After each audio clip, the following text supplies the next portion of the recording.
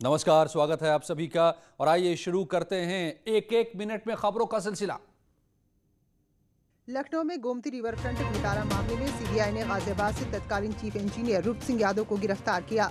CBI ने 1500 करोड़ के Gomti river front घोटाले मामले की जांच 14 नवंबर 2017 में शुरू की थी।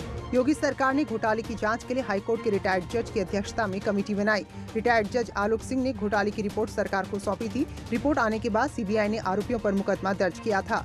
उस वक्त चीफ इंजीनियर रहे रूप सिंह यादव के खिलाफ ईडी ने मनी लॉन्ड्रिंग का मुकदमा दर्ज किया है। पिछले साल रूप सिंह की प्रॉपर्टी भी ईडी ने अटैच की थी।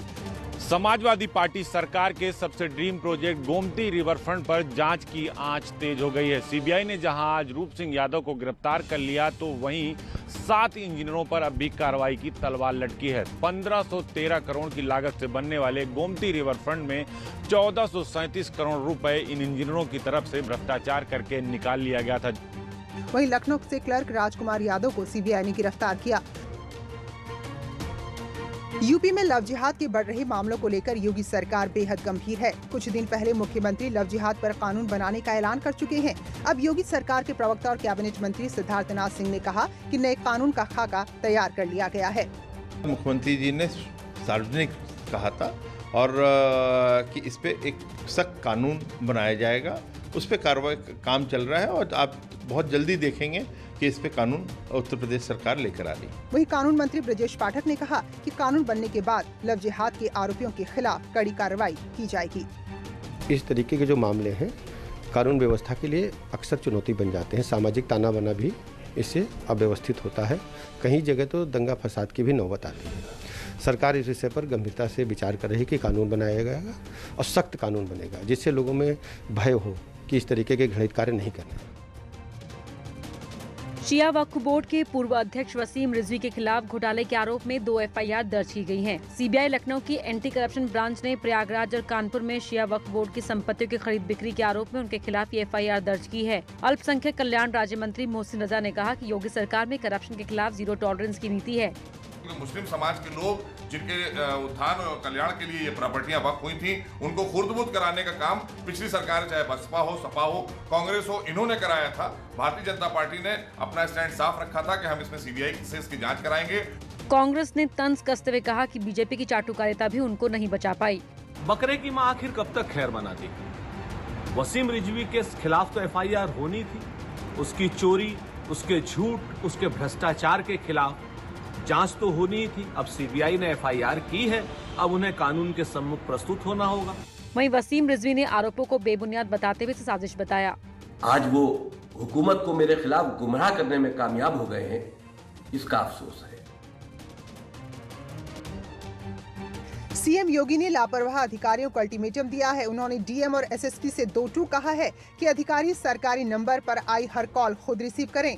उन्होंने कहा कि जिम्मेदार अधिकारी जन समस्याओं को गंभीरता से लें। मुख्यमंत्री ने कहा कि जन समस्याओं के समाधान में हिला-हवाली कतई बर्दाश्त नहीं की जाएगी। इतना ही नहीं, रियलिटी चेक के लिए मुख्यमंत्री ऑफिस से औचक फोन कर भी जानकारी ली जाएगी। सीएम ने साफ तौर पर आदेश दिया है कि अधिकारियों के पास आए फरियादी किसी भी सूरत में निराश होकर न लौटें, यानी लापरवाह अधिकारियों पर गाज गिरनी तय है। उन्होंने ये भी निर्देश दिए हैं कि अधिकारी अपने कैंप ऑफिस से ज्यादा कार्यालय पर समय बिताएं। मुख्यमंत्री ने कहा कि सरकार जनता के लिए है, ऐसे में जनता की सुविधा, उनकी समस्या का समाधान सरकार की प्राथमिकता में है।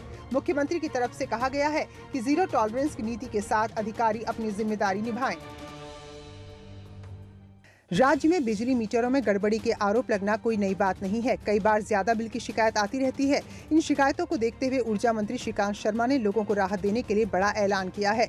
उन्होंने मीटर गड़बड़ी मामले में शिकायत दर्ज कराने को कहा है। मतलब ये कि 1912 पर फोन करके आप मीटर के खराब होने की खबर दे सकते हैं, जिसके बाद आपका मीटर बदल दिया जाएगा। ऐसा भरोसा उन्होंने अपने ट्वीट के जरिए दिलाने की कोशिश की है। उन्होंने लिखा कि मीटर तेज चलने या जंप करने से संबंधित शिकायत को 1912 पर दर्ज कराएं। यूपीपीसीएल के चेयरमैन ये सुनिश्चित करें कि ऐसी शिकायतों पर उपभोक्ता के परिसर पर तत्काल दूसरी कंपनी का चेक मीटर लगे। उपभोक्ता की संतुष्टि ही हमारी संतुष्टि है। इस ऐलान के बाद लोग भी सरकार के फैसले की तारीफ कर रहे हैं। पूरे देश में लोग चाहते हैं कि कोरोना की वैक्सीन जल्द से जल्द आए, जिससे महामारी को मात दी जा सके और खुलकर अपनी जिंदगी जी जा सके। वैक्सीन को लेकर कई दावे किए जा रहे हैं। कई कंपनियों के ट्रायल 3rd फेज में पहुंच चुके हैं, लेकिन वैक्सीन के साथ ही इसके रखरखाव को लेकर भी तैयारियां शुरू कर दी गई हैं। इसी कड़ी में यूनिसेफ और योगी सरकार ने एक कदम आगे बढ़ाते हुए कोरोना वैक्सीन के स्टोरेज और कोल्ड चेन के निर्माण पर भी काम शुरू कर दिया है। इसके तहत सभी जिलों में वैक्सीन स्टोर के लिए जगह भी खोज ली गई है। जिन जिलों में स्टोरेज बने नहीं थे, वहां के जिलाधिकारियों को यह आदेश दे दिए गए हैं कि इन वैक्सीन को रखने के लिए माकूल बंदोबस्त किए जाएं। यानी उत्तर प्रदेश में कोरोना दवा आते के साथ ही उन सभी लोगों को इसका लाभ मिलना शुरू हो जाएगा जिसको इसकी जरूरत है। कहा यह जा रहा है कि सबसे पहले स्वास्थ्य कर्मियों को इसके टीके लगाए जाएंगे। इन स्टोरेज में 4 करोड़ कोरोना वैक्सीन रखने की तैयारी है। इसके अलावा वैक्सीन को स्टोर करने के लिए 1600 खास उपकरण भी मंगवाए जाएंगे। दरअसल कोरोना की वैक्सीन को रखने के लिए विशेष तापमान की जरूरत होती है। इसके लिए ही सरकार अलग स्टोरेज रूम तैयार कर रही है, जिससे वैक्सीन को डीप फ्रीजर और आइसलाइन रेफ्रिजरेटर में रखा जा सके। यूपी में कोरोना का पहला मरीज आगरा में मिला था और लोगों ने उसके बाद काफी सावधानी बरती थी, लेकिन अब एक बार फिर लोग मास्क लगाने में लापरवाही कर रहे हैं और न ही बाजारों में कोविड प्रोटोकॉल का पालन हो रहा है, जिसका साइड इफेक्ट भी दिखने लगा है। आगरा में 24 घंटे के अंदर कोरोना के 2 मरीजों की मौत हो चुकी है। हर दिन कोरोना के केस में इजाफा हो रहा है। आगरा में 17 नवंबर को कोरोना के 44 मरीज मिले तो 18 नवंबर को कोरोना के 57 मामले सामने आ गए। 19 नवंबर को कोरोना केस की संख्या में जबरदस्त उछाल आया और 67 नए केस सामने आए। आगरा में अब तक कोरोना से 160 मरीजों की मौत हो चुकी है। हमारे रियलिटी चेक में भी लोग लापरवाह दिखे। आगरा के सुभाष बाजार में हजारों की भीड़ बिना मास्क लगाए शॉपिंग करती नजर आई। भाई मास्क कहाँ है आपका? मास्क है जी मेरे पास। हाँ लगाए तो नहीं थे? नहीं, रास्ता भूले आज। मास्क आपका मास्क ये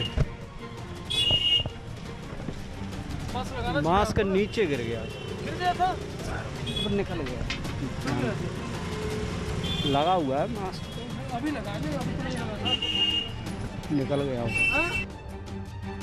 दिल्ली समेत दूसरे राज्यों में कोरोना के बढ़ते मामले को देखते हुए उत्तराखंड के बॉर्डर में चेकिंग तेज कर दी गई है। सीमा पर दूसरे राज्यों से आने वाले लोगों को अपना आईडी प्रूफ, कोविड रिपोर्ट और दून स्मार्ट सिटी पोर्टल पर रजिस्ट्रेशन दिखाना होगा। इतना ही नहीं, 96 घंटे पहले की कोविड नेगेटिव रिपोर्ट होने के बाद ही आपको राज्य में एंट्री दी जाएगी। वहीं जो यात्री बगैर टेस्ट के पहुँच रहे हैं, उनका रैपिड एंटीजन टेस्ट किया जा रहा है। डॉक्टर्स का कहना है कि अगर रिपोर्ट पॉजिटिव आती है तो लोगों को क्वारंटीन किया जाएगा। यहाँ पे टेस्ट कर रहे हैं, रैपिड टेस्ट कर रहे हैं कोविड का, and then they are registering the car and asking how many people are you in one car and your duration of the days. That's it. Yes, yeah. इसी वजह से यहाँ पे हर जगह होनी चाहिए टेस्टिंग, क्योंकि इंटरस्टेट अगर क्रॉस कर रहे हो तो टेस्टिंग मस्ट होनी चाहिए। सरकार कोविड संक्रमण के मामले में किसी भी तरह का रिस्क नहीं लेना चाहती। अब अगर आप किसी दूसरे राज्य से उत्तराखंड आने की सोच रहे हैं तो ये बात निश्चित कर रखिए कि आपको या तो रिपोर्ट साथ में लेकर आनी होगी या फिर उत्तराखंड के बॉर्डर में एंट्री के दौरान अपना टेस्ट कराना होगा। चित्रकूट में पुलिस एक लड़की के लिए देवदूत बनकर सामने आई। मारकुंडी इलाके में एक लड़की पंखे से लटककर फांसी लगा रही थी। घर वालों की खबर पर डायल 112 की टीम पहुंची और उसने फिल्मी अंदाज में बड़े हथौड़े से कुछ सेकंड के अंदर ही कमरे का दरवाजा तोड़ा और पलक झपकते ही लड़की को फांसी के फंदे से बचा लिया। पुलिस की मुस्तैदी ने इस लड़की की जान बचा ली। लड़की का आरोप है कि एक लड़के ने शादी का झांसा देकर उसके साथ कई बार दरिंदगी की और जब वो प्रेग्नेंट हो गई तो जबरन उसका अबॉर्शन करा दिया। दुष्कर्म करने के मामले में पीड़ित युवती ने आत्महत्या करने का प्रयास किया है, जिसमें 112 नंबर की पुलिस ने मौके पर पहुंचकर युवतियों को फांसी लगाने से बचाया है। पुलिस विभाग के साथ आम लोग भी सिपाही की तारीफ में कसीदे पढ़ रहे हैं। पूर्व दिनांक 18 नवंबर को थाना मारकुंडी क्षेत्र अंतर्गत 112 नंबर पर एक सूचना प्राप्त हुई थी कि एक महिला के द्वारा फांसी लगाकर आत्महत्या करने का प्रयास किया जा रहा है। उस सूचना पर तत्काल पीआरवी द्वारा रिस्पॉन्ड किया गया। अब सुसाइड नोट के आधार पर पुलिस ने कार्रवाई शुरू कर दी है।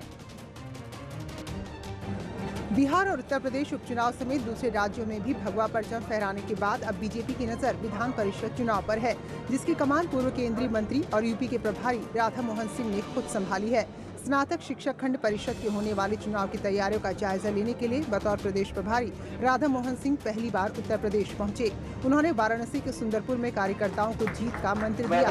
राधा मोहन सिंह ने भरोसा जताया कि विधान परिषद में भी बीजेपी की बम्पर जीत होगी। उत्तर प्रदेश में भी भाजपा विकास और प्रगति का एक प्रकार से प्रतीक बन चुका है अभी जितने उपचुनाव हुए या बिहार का चुनाव हुआ, इन तमाम स्थानों पर जो हमारे विरोधी हैं उनके जो जातिवादी और सांप्रदायिक नारे हैं, उत्तर प्रदेश के अंदर भी और उत्तर प्रदेश से बाहर भी और बिहार की जनता ने भी उसको नकारा है। इस बैठक में प्रदेश सरकार के कैबिनेट मंत्री और राज्य मंत्रियों समेत कई विधायक और सांसद मौजूद रहे। मायावती के पिता प्रभुदयाल का 95 साल की उम्र में निधन हो गया, जिनका बौद्ध परंपरा के अनुसार दिल्ली में अंतिम संस्कार किया गया। इस मौके पर मायावती के 3 भाई सिद्धार्थ, अशोक और आनंद मौजूद रहे, लेकिन मायावती ने अंतिम संस्कार में हिस्सा नहीं लिया। प्रभुदयाल के निधन के बाद राजनीतिक हस्तियों ने भी शोक जताया है। मुख्यमंत्री योगी आदित्यनाथ, पूर्व मुख्यमंत्री अखिलेश यादव और प्रियंका गांधी ने ट्वीट कर शोक व्यक्त किया है, जबकि राहुल गांधी ने इस मौके पर मायावती से फोन पर बात कर दुख जताया है और कई नेताओं ने घर जाकर संवेदना व्यक्त की है। मिश्रा हो, महासचिव जो हैं, चाहे वो सांसद मल्लुक नागर हों, वो सब यहाँ दिल्ली उनकी जो इंद्रपुरी में आवास है वहाँ आए हुए हैं। उसके साथ साथ जो आम आदमी पार्टी के राघव चड्ढा और जो दिल्ली सरकार के मंत्री हैं राजेंद्र गौतम, वो भी यहाँ आए हुए हैं और अपनी श्रद्धांजलि अर्पित कर रहे हैं। आपको बता दें, बीएसपी अध्यक्ष मायावती मूल रूप से गौतम बुद्ध नगर के बादलपुर गांव की रहने वाली है। बाद में बच्चों की पढ़ाई को लेकर प्रभुदयाल दिल्ली शिफ्ट हो गए थे, जिसके बाद मायावती और उनके भाई बहनों ने दिल्ली में पढ़ाई की थी। बाद में मायावती कांशीराम के साथ जुड़ी और फिर उत्तर प्रदेश की मुख्यमंत्री की कुर्सी पर काबिज भी हुई। अयोध्या के हनुमानगढ़ी का प्रसाद अब श्रद्धालुओं को घर बैठे मिल सकेगा। हनुमानगढ़ी के महंत ज्ञानदास के उत्तराधिकारी, संकट मोचन सेना के राष्ट्रीय अध्यक्ष महंत संजय दास, संकट मोचन सेना और डाक विभाग ने ये काम शुरू किया है। श्रद्धालुओं को डाक विभाग हनुमानगढ़ी के भोग लगे हुए प्रसाद की डिलीवरी घर पर कराएगा। कोरोना काल को देखते हुए संकट मोचन सेना ट्रस्ट की तरफ से हनुमान भक्तों के लिए ये व्यवस्था शुरू की गई है। 251 और 551 रुपए देकर आप घर बैठे हनुमानगढ़ी का भोग लगा हुआ लड्डू, हनुमान जी का एक चित्र और तुलसी की माला पा सकेंगे। इसमें लड्डू रहेगा, भगवान को चढ़ा हुआ महावीरी रहेगी, भगवान की एक तस्वीर रहेगी और फूल माला रहेगी। वैश्विक महामारी कोरोना से श्रद्धालुओं को बचाने के लिए भी ये पहल कारगर होगी। डाक विभाग के मुताबिक देश के किसी भी कोने तक ये महाप्रसाद पहुंचाने की व्यवस्था की जाएगी। जो भी श्रद्धालु, जो भी भक्त, जो भी पिलग्रिम्स यहाँ नहीं आ पा रहे हैं मठ मंदिर पे, कहीं न कहीं उन्हें घर पे प्रसाद उपलब्ध करवाया जाए, जिससे कि उन्हें कोरोना से बचाया जा सके। अंबेडकर नगर की टांडा नगर पालिका कर्मचारियों और व्यापारियों के बीच विवाद बढ़ता जा रहा है। नगर पालिका कर्मचारियों की हड़ताल के बाद व्यापारी और बीजेपी नेता दीपक केड़े के खिलाफ गंभीर धाराओं में मुकदमा दर्ज होने के बाद मामले ने तूल पकड़ लिया है। अब व्यापारी बीजेपी नेताओं के साथ धरने पर बैठ गए। 12 नवंबर को पटरी किनारे देवी देवताओं की मूर्ति बेचकर दुकानदारों और नगर पालिका के निरीक्षक के बीच झगड़ा हुआ था, जिसमें दोनों पक्षों ने तहरीर दी थी, लेकिन मुकदमा दर्ज नहीं हुआ। मुकदमा दर्ज न होने पर नगर पालिका के कर्मचारी हड़ताल पर चले गए थे। उसी मामले में टांडा कोतवाली में व्यापारी नेता दीपक केड़े के खिलाफ मुकदमा दर्ज कर लिया गया। तरीके की हरकत शासी अधिकारी और जो आरआई ने की है, उस पर माननीय जिलाध्यक्ष जी ने भरोसा दिया है कि शीघ्र ही उन लोग को यहाँ से हटाया जाएगा और जो फर्जी मुकदमा कायम हुआ है और उसको जो है स्पंज किया जाएगा। बीजेपी नेता मामले की जाँच कराने की बात कह रहे हैं। कुछ ही पलों में और खबरों के साथ एक मिनट में।